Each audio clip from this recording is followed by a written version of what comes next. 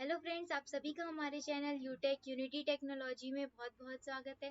दोस्तों, क्या आपने कभी ये सोचा है या इस बात पर ध्यान दिया है कि आप जब भी किसी टॉपिक से कंफ्यूज्ड होते हैं या आपको किसी टॉपिक पर आप उसका आंसर चाहिए होता है, तो आप जाते हैं अपने ब्राउजर पे और उसका आंसर फाइंड करते हैं।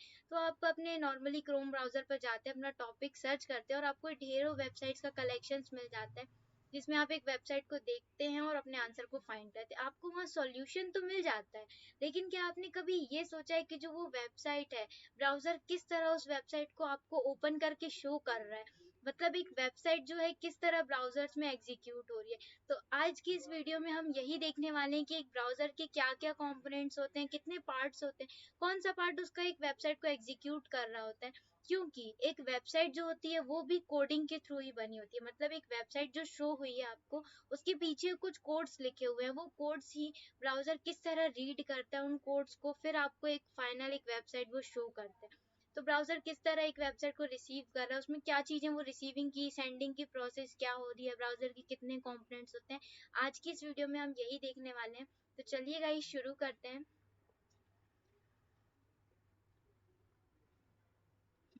तो गाइज, इस HTML एग्जीक्यूशन के पार्ट 1 में हम ये देखने वाले हैं। हम पहले डिस्कस करते हैं कि किन टॉपिक्स को हम कवर करने वाले हैं। तो टोटल 12 टॉपिक्स है जिन्हें हम कवर करने वाले हैं, जिसमें हमें ये पता चलेगा कि एक वेबसाइट जो होती है किस तरह ब्राउजर्स पर आती है, उनके जो कोड्स लिखे हुए होते हैं वो किस तरह एग्जीक्यूट होते हैं। तो फाइनली मतलब इस वीडियो में हम ये देखने वाले हैं पूरा ब्राउजर के बारे में कि ब्राउजर की प्रोसेस क्या होती है। तो पहले हम देखेंगे ब्राउजर कंपोनेंट्स क्या होते हैं, वेबसाइट किस तरह एग्जीक्यूट होती है, ब्राउजर क्या होता है, ब्राउजिंग इंजन क्या होते हैं, ब्राउजर में किस तरह सेंडिंग एंड रिसीविंग इंफॉर्मेशन, किस तरह कोई इंफॉर्मेशन या डेटा सेंड और रिसीव होता है। तो पहले हम देखते हैं ब्राउजर कंपोनेंट्स।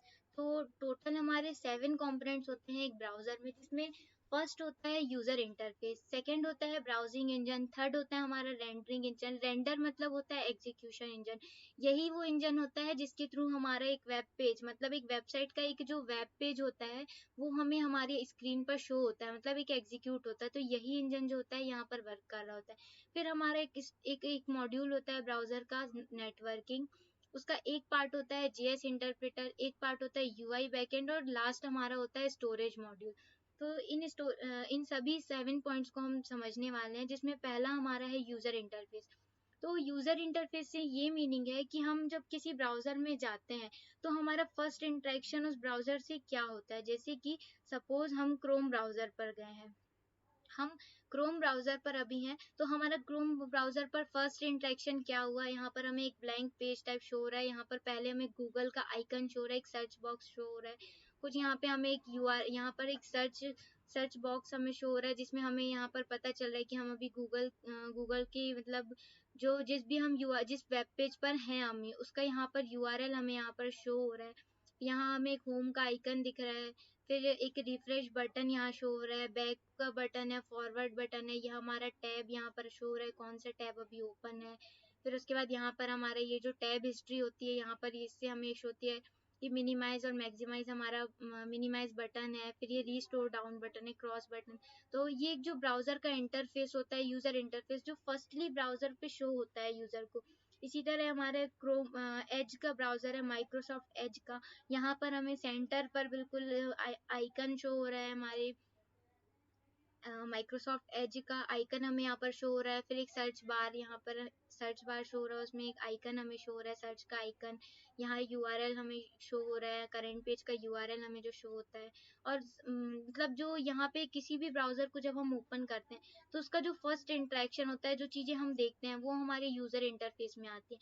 फिर उसके बाद सेकेंड होता है हमारा ब्राउजिंग इंजन। ब्राउजर इंजन जो होता है ये क्या करता है, ये ब्राउजर का एक इंजन होता है, मतलब ब्राउजर को चलाने के लिए, मतलब जो यूजर इंटरफेस, जो चीजें यूजर को दिख रही हैं उसमें जो भी चीजें एग्जीक्यूट हो रही हैं या जो फंक्शनैलिटी हो रही है, मतलब कि रेंडरिंग इंजन जो वर्क कर रहा है यूजर इंटरफेस और रेंडरिंग इंजन के बीच में, ये कम्युनिकेट करवाने का काम करता है, एक इंटरमीडिएटर की तरह वर्क करता है ब्राउजिंग इंजन।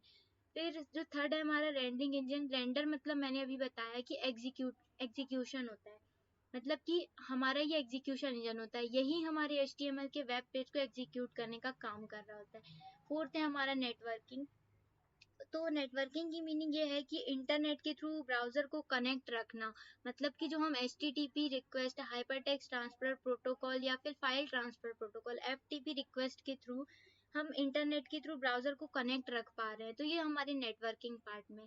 फिर जेएस इंटरप्रेटर नाम से ही हमें पता चल गया कि जावा स्क्रिप्ट को एग्जीक्यूट करने का काम जो जेएस इंटरप्रेटर होता है। जैसे कि एग्जांपल हम जो कभी कभी जब हम वेबसाइट ओपन करते हैं तो कुछ वेबसाइट ओपन करने के कुछ देर बाद ही हमें एक पॉपअप मिलता है, जिसमें हमें मतलब कुछ देर बाद एक पॉपअप जो मिल रहा है उसमें जेएस इंटरप्रेटर वहां पर वर्क कर रहा होता है उस पॉपअप के लिए, नोटिफिकेशन हम जिसे बोल सकते हैं। फिर एक हमारा होता है 6th point UI backend. UI backend मतलब जो हमें यूजर इंटरफेस हमें मिल रहा है, जैसे कि हमें एक इनपुट फील्ड ही वहां पर शो हो रही है, तो वो इनपुट फील्ड जो हमें किस तरह वहां शो होनी है उसका एक यूआई का बैकएंड बना हुआ है, जहाँ पे हमें ये वहां प्री डिफाइन है कि एक इनपुट फील्ड हमें किस तरह शो होनी है। तो इसी तरह यूआई का एक बैकएंड हमें वहां पर बना होता है ब्राउजर में। फिर लास्ट और 7th होता है स्टोरेज मॉड्यूल। स्टोरेज मॉड्यूल क्या करता है, स्टोरेज मॉड्यूल में ब्राउजर की जितनी भी चीजें, जितना भी डेटा होता है वो यहाँ पर स्टोर होता है। डेटा सपोज हम यूज कर रहे हैं तो काफी सारी वेबसाइट हम यूज जब ओपन होती हैं ब्राउजर में तो कुछ कुकीज वहां पर होती हैं, वो चीजें कुकीज होती है, सेशंस होते हैं, वो हमारे कहाँ स्टोर होते हैं, वो इसी स्टोरेज मॉड्यूल में आकर स्टोर होते हैं। जब हम कुछ वेबसाइट्स ओपन करते हैं तो वो कुछ एक टेम्परेरी डेटाबेस भी क्रिएट करती हैं, तो वो डेटाबेस हमारा वो भी यहाँ पर स्टोर होता है।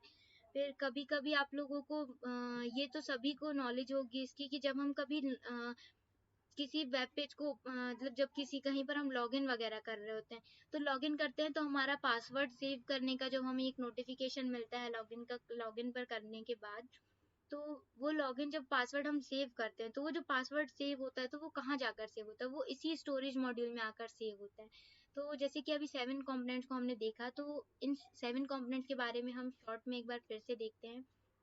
जैसे कि यूजर इंटरफेस, तो ये सभी ब्राउजर्स में यूजर इंटरफेस अलग अलग होता है। First interaction of the user to the browser, ये हमारा यूजर इंटरफेस कहलाता है। फिर ब्राउजिंग इंजन की हम बात करते हैं, तो जो ब्राउजिंग इंजन हमने जैसे देखा कम्युनिकेशन और इंटरमीडिएटर की तरह कार्य करता है between user interface and rendering engine.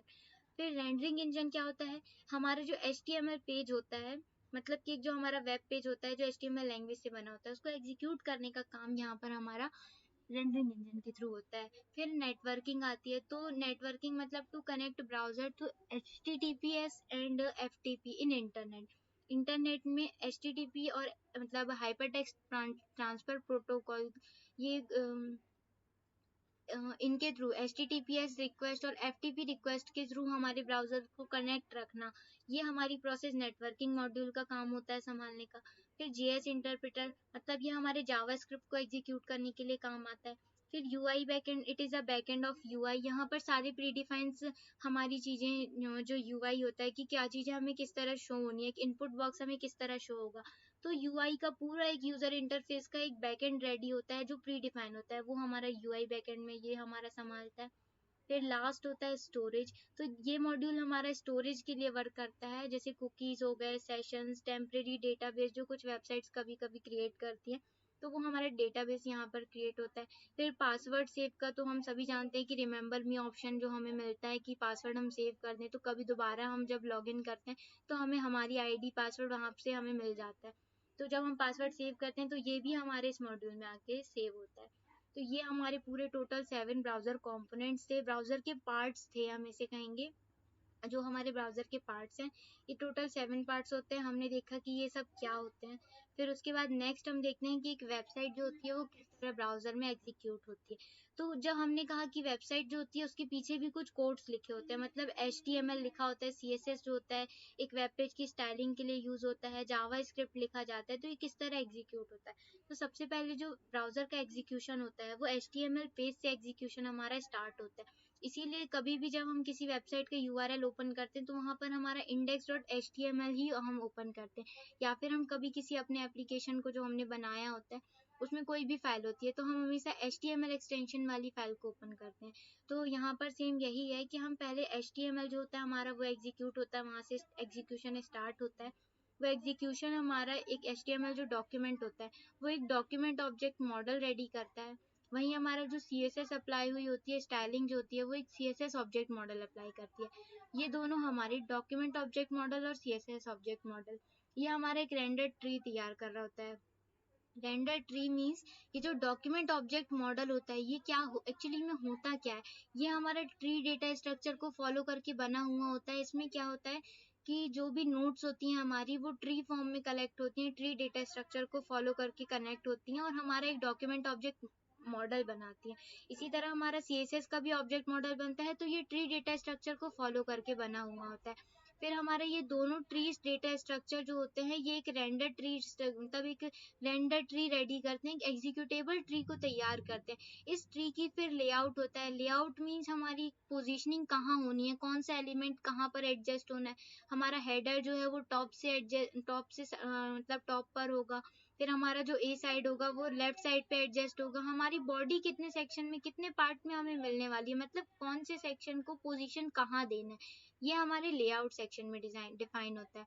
फिर उसकी पेंटिंग होती है, तो पेंटिंग मतलब हमारी की वेबसाइट में हमारे क्या क्या हमें पेंट होना है, इसको हम इस तरह समझ सकते हैं। हमने एक HTML में डिव लिया है, हमने उसकी हाइट विड्थ दे दी है, तो हमें वो ब्राउजर पे क्या शो होगा, नहीं होगा। क्यों? क्योंकि हमने लेआउट तक तो ठीक था, हमने उसकी हाइट विड्थ दे के एडजस्ट मतलब वहां पर हो चुका है वो, लेकिन जब तक हम उसमें बैकग्राउंड कलर या फिर उसमें कलर नहीं देते, उसको पेंटिंग हम नहीं करते, तो वो हमें शो नहीं होती है। तो जो लास्ट स्टेप हमारा होता है पेंटिंग का, वो पेंट हमारा होता है कि पूरी वेबसाइट में कौन कौन से पेंट हमें करने हैं से शो करने के लिए, ये स्टेप होता है। इस तरह एक वेबसाइट का एग्जीक्यूशन होता है। ये तो हमने देख लिया ऊपर ऊपर की क्या क्या स्टेप्स होते हैं, इनको हम नेक्स्ट वीडियो में पूरी अच्छी तरह से डीप में देखने वाले हैं। अभी हम देखते हैं कि ब्राउजर क्या होता है। तो ब्राउजर हमारा क्या होता है, ब्राउजर एक पीस ऑफ सॉफ्टवेयर होता है जो कि फाइल्स को लोड करता है। फिर वो चाहे वो सर्वर से लोड कर रहा हो या फिर हमारे लोकल डिस्क से, मतलब हमारी हार्ड डिस्क से वो फाइल को उठाकर ला रहा है, या फिर किसी सर्वर से, मतलब नेटवर्क में अगर वो किसी को हम जब कोई टॉपिक सर्च करते हैं तो वहां पे सर्वर वर्क कर रहा होता है, किसी सर्वर से हम वो फाइल जो होती है, रिजल्ट हमें मिलते हैं जो फाइल्स फॉर्मेट में आते हैं। मतलब कि एक ब्राउजर जो होता है पीस ऑफ सॉफ्टवेयर है जो कि फाइल्स को लोड करने का काम करता है यूजर इंटरफेस के लिए, जो कि अलाउ करता है एक यूजर इंटरेक्शन को। ठीक। फिर उसके बाद हम देखते हैं ब्राउजिंग इंजन क्या होता है। ब्राउजर इंजन क्या होता है, within a browser there is a piece of software that figures out what to display you based on the files it receive. जो भी वो फाइल रिसीव कर रहा है उस बेसिस पे ये डिसाइड करता है या फिर फिगर आउट करता है कि उसे क्या शो करना है, what to display to you, वो क्या शो करने वाला है। ये जैसे कि अगर वो इमेज फाइल कोई हो गई तो उसे वो किस तरह शो करेगा। कोई एक वेबसाइट होगी, मतलब एक .html फाइल उसे मिली है, उसने रिसीव किया है, तो वो उसे किस तरह ओपन करेगा, किसे उस तरह वो शो करेगा, ये वाली चीज हमारी वो यहाँ बता रहा होता है। फिर ये जो प्रोसेस होती है ये हमारा ब्राउजर इंजन संभाल रहा होता है। इसीलिए ब्राउजर इंजन जो होता है ये कोर सॉफ्टवेयर कंपोनेंट होता है सभी ब्राउजर्स में। ये डिफरेंट होते हैं हमारे ब्राउजर्स में, सभी ब्राउजर्स में अलग अलग नेम्स के ब्राउजिंग इंजन होते हैं, जैसे कि फायरफॉक्स हो गया, फायरफॉक्स में गिको हमारा ब्राउजिंग इंजन होता है, क्रोम में हमारा वेबकिट होता है, ओपेरा के लिए हमारा ब्लिंक जो होता है वो ब्राउजिंग इंजन होता है। मतलब इतने सारे हमारे ब्राउजिंग इंजन अलग अलग ब्राउजर्स के लिए होते हैं। फिर नेक्स्ट हम देखते हैं कि हमारे ब्राउजर में डेटा सेंड होता है, मतलब अभी हमने देखा कि यहाँ पर ब्राउजर फाइल्स को जो लोड कर रहा है, मतलब वो फाइल को रिसीव कर रहा है, तो वो जो फाइल रिसीव या रिसीविंग सेंडिंग की जो प्रोसेस हो रही है वो हमारी किस तरह ब्राउजर में होती है। जैसे कि हम दोस्तों जानते हैं कि हमारा जो भी डेटा इंटरनेट में सेंड हो रहा होता है, वो जो भी डेटा हमारे इंटरनेट में सेंड हो रहा है वो पैकेट्स फॉर्म में सेंड होता है। जो पैकेट्स होते हैं हमारे, वो उनका जो साइज होता है वो बाइट्स फॉर्मेट में होता है। मतलब कि अगर हमने कुछ HTML CSS जावास्क्रिप्ट लिखा है और हमने अपनी फाइल को ब्राउजर में ओपन किया है, तो वो फाइल का जो रॉ डेटा था, मतलब कि जो रॉ बाइट्स थे, वो ब्राउजर उन रॉ बाइट्स को रीड करने वाला है। मतलब कि जो पैकेट्स हमारे, मतलब जो फाइल्स हमारी गई है उसका जो साइज था, मतलब जो बाइट्स थे, ब्राउजर पहले उन्हें रीड करने वाला है। जो हमारी हार्ड डिस्क थे जो नेटवर्क में, फिर चाहे वो हमारी हार्ड डिस्क से फाइल आई हो या फिर हमारी नेटवर्क के थ्रू आई हो, उसका रॉ बाइट्स हमारा ब्राउजर उसे रीड करेगा। फिर the browser reads the raw bytes of data and not the actual characters of code you have written. मतलब कि हमने जो अपने कोड में कैरेक्टर्स लिखे हुए हैं वो उन एक्चुअल कैरेक्टर्स को रीड नहीं करता है, वो रॉ बाइट्स ऑफ डेटा को, जो रॉ मटेरियल हमारे बाइट्स ऑफ डेटा होते हैं उनको रीड करता है। The browser receives the bytes of data, वो उन बाइट्स ऑफ डेटा को पहले रिसीव करता है, but it can't really do anything with it, but लेकिन वो उस डेटा के साथ तो कुछ कर नहीं सकता।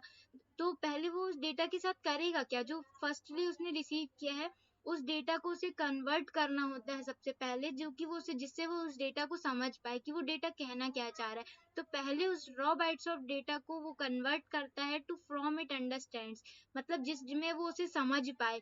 मतलब वो रॉ बाइट्स ऑफ डेटा को रिसीव तो किया, मतलब लेकिन वो उसके साथ कुछ कर ही नहीं सकता, तो वो उस डेटा को कन्वर्ट करता है जिससे वो उसे समझ पाए। यही होता है हमारा फर्स्ट स्टेप एक वेबसाइट के लोड होने का, मतलब कि जो बाइट्स ऑफ डेटा, एक HTML फाइल जो हमारी ब्राउजर्स पे आई है, उसका रॉ बाइट्स ऑफ डेटा हमारा चालू होता है कन्वर्ट होने की जो प्रोसेस होती है, जिससे ब्राउजर उसके डेटा को, मतलब ब्राउजर उसे समझ पाता है। यही हमारा फर्स्ट स्टेप होता है।